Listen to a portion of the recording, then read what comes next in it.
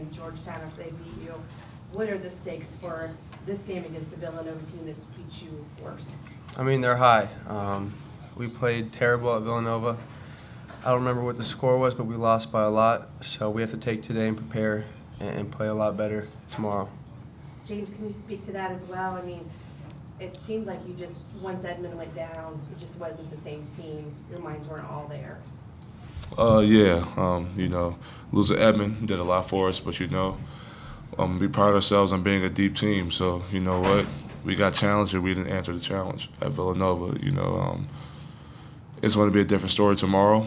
But we have to really take today and really learn how to execute and just be ready to play from minute one. Tomorrow's a players' game. Just who wants it more. So we'll be ready.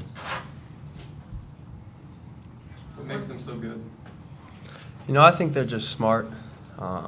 They're very well coached, and they have a lot of players that play together and play great team basketball. So I think that's a big reason why they're very good. Yeah, like J.P said, they're a team that you can't have a lot of mistakes against. They capitalize off a lot of teams' mistakes. They really score in transition very well off mistakes and turnovers. So, if you limit your turnovers, and I think it'll be a fair game. But that was part of our reasoning of why we lost so bad the first time. We had a lot of turnovers. So if we limit those, try and get second and third possessions for us, for our team, I think it'll be a fair game. It'll be a very close game rather than last time. Beyond them having really good players, what makes them so hard to guard? I would say the way they move without the ball. And they have great shooters all around the court, great rebounders, great post guys. They're just a complete team. They play very confident within their system. They play their system to the best of their ability. So, they're not a team that's going to wow you with athleticism, like they have superstars all across the floor. They're just a team, a good team that you really have to acknowledge and respect. So, and they execute very well, so that's it. I mean, I would say they have great shooters, and they can really spread the floor. Did you know that they're like 263rd in the country in three-point percentage? Would that surprise you? That definitely surprises me. Does? Yeah. Yeah, you thought they'd been a lot better. Yeah. Yeah, I mean, they're the team that they are that day. When they're hitting shots, I think they might be the #1 team in the country. But them being 263rd or 236th, whatever you just said, that's all cool and all. But I mean, that whoever they are that day is what you're going to have to deal with. James, where are you guys since you played them last? How do you feel like you have evolved as a team since December 31st? I feel like we've made some good strides. We haven't been perfect, but I think we've moved in the right direction. After a loss like that, it can be easy to put your head down, but we just turned the page, and we went on a run. We lost a couple games here and there, but just to be able to turn the page as quick as we have and just stay the course, I think we were pretty fine.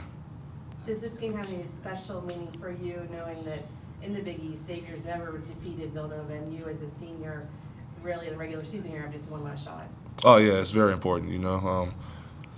We've beaten every team in this conference except for Villanova. So I don't want to go out in my career saying, hey, we never beat those guys. Like I wish we could have beat those guys. And tomorrow's my last chance, and maybe we might see them in the Big East tournament as well. But it'll be very special to beat them here at Centos on the home court. J.P. going back to three-point shooting, Ryan Arcidiacono always seems to have a big night against Xavier and had 7 3-pointers last time. How much is perimeter defense an important subplot of this game? It's very important. Villanova, when they play good teams, they always come ready to play, and they make a lot of shots when they play a better competition. And I think we just need to lock in on defense and really understand their system and prepare and practice, like I said earlier, and I think it'll be a good game tomorrow. Have you guys been given any indication how big a role the 1-3-1 is going to play against these guys? We haven't. We just had a normal practice yesterday, and I think we're going to go over more of their stuff today. Is it surprised either of you guys, for either of you guys, how well the pieces have sort of fit together for you guys this year? It seems like you've had your ups and downs, like have been all Villanova loss. It seems like it's, you guys seem to know when to ride the hot hand at different moments of the game, and it seems like everyone's really on the same page most of the time. Yeah, like you said, we have a really unselfish team. No one really cares who scores the most. And this team is so deep, anybody can score 15, 20 at any given night.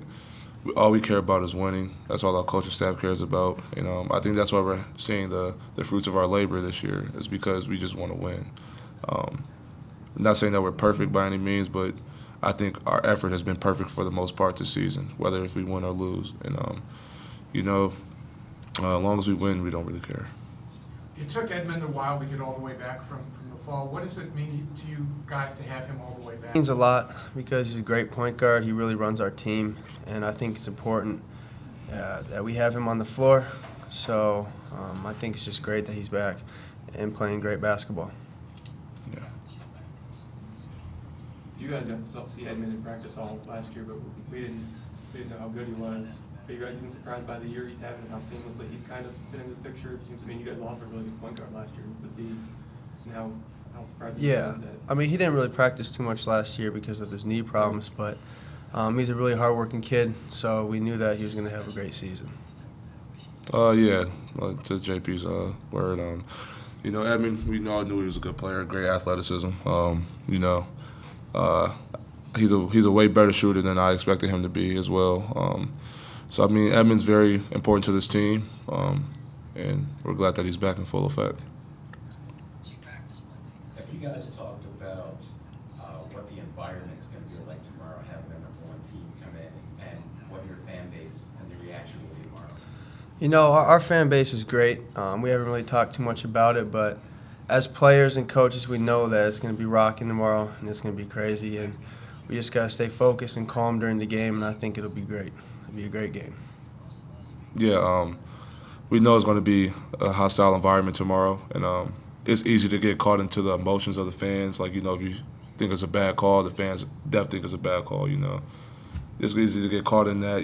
So to our coaches' knowledge and what they've seen before in the past, and what I've seen before in the past as well, me being in my 4th year, I just try and tell the guys hey, don't worry about what the fan thinks or if they think it's a foul or not. Just do what you have to do on the court. Everybody has their own job, so just handle your job, and we should walk out of here with a close win, or hopefully with a win. So. Do you guys see in yourselves a little bit of the way they play on offense? You look at their film, their tape, we do a lot of the same stuff they do? Not really, because the coaches have their scouts, and we watch film a few days before, but we don't really relate anything that we do with them. We kind of just focus on what we do.